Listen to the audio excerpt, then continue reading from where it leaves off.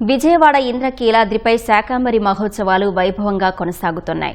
రెండో రోజు అమ్మవారును వరినారు సహా వివిధ కూరగాయలు, పండ్లతో సర్వాంగ సుందరంగా అలంకరించారు. గర్భాలయం నుంచి ఆలయ ప్రాంగణం వరకు పచ్చదనంతో మెరిసిపోయింది.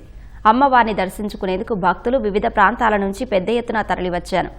అనేక మంది అమ్మవారికి సేవ చేసేందుకు వచ్చారు. అమ్మవారి సేవలో పాల్గొనడం వల్ల ఆనందం పొందుతున్నామని చెబుతున్నారు. భక్తులకు ఎలాంటి ఇబ్బంది లేకుండా ఆలయ అధికారులు కట్టుదిట్టమైన ఏర్పాట్లు చేశారు. ఏర్పాట్ల పట్ల భక్తులు సంతృప్తి వ్యక్తం చేశారు. సర్వాంగ సుందరంగా అమ్మవారిని వరి నారుతో సహా కూడాను అలంకరించి అత్యంత కన్నుల పండుగగా నయన మనోహరంగా అమ్మవారి యొక్క దివ్య దర్శనం మనకి లభిస్తున్నది. పూర్వం దేవాసుర సంగ్రామం జరిగినప్పుడు భూమి మీద క్షామాన్ని సృష్టి చేస్తే అమ్మవారు అశేష భక్త జనావళిని తన్ని నమ్ముకున్నటువంటి భక్తులు అందరినీ రక్షించటం కోసమని చెప్పని శాకంభరిగా ఉద్భవమయ్యి తన దేహము నుంచే శాకములు పుట్టించి అన్నార్తులకి ప్రాణరక్షణ ఇచ్చింది.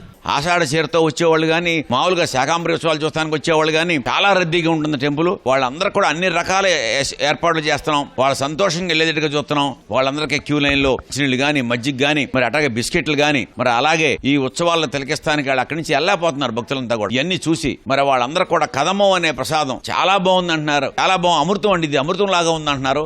ఇక్కడ ఇంట్లో పాదాలు చేసి తీసుకొచ్చాను అమ్మవారికి. ఈ పాదాలు చేయడానికి నేను ఎంతో అదృష్టంగా భావిస్తున్నాను. లాస్ట్ 2 years నుంచి పాదాలు తీసుకొని వస్తున్నాను. ఈ సంవత్సరం కూడా అమ్మవారికి ఇలా పాదాలు చేసి తీసుకురావడం అదృష్టంగా భావిస్తున్నాను. దర్శనం చాలా బాగా జరిగింది. నిజంగా అండి, కన్నుల పండుగగా ఉన్నారు. అమ్మవారిని చూడటానికి నాకు 2 కళ్ళు చాలలేదు. సారి శాకంబరి అవతారంలో సారి తీసుకొచ్చాం. చాలా సంతోషం, బాగుంది. దర్శనం బాగా జరిగింది. ఆషాఢ మాసంలో ప్రతి సంవత్సరం పౌర్ణం ముందు 3 రోజుల ముందు శాకంబరి అవతారం చేస్తారు. పౌర్ణం కూరగాయలతో అందరూ కూరగాయలు తీస్తారు.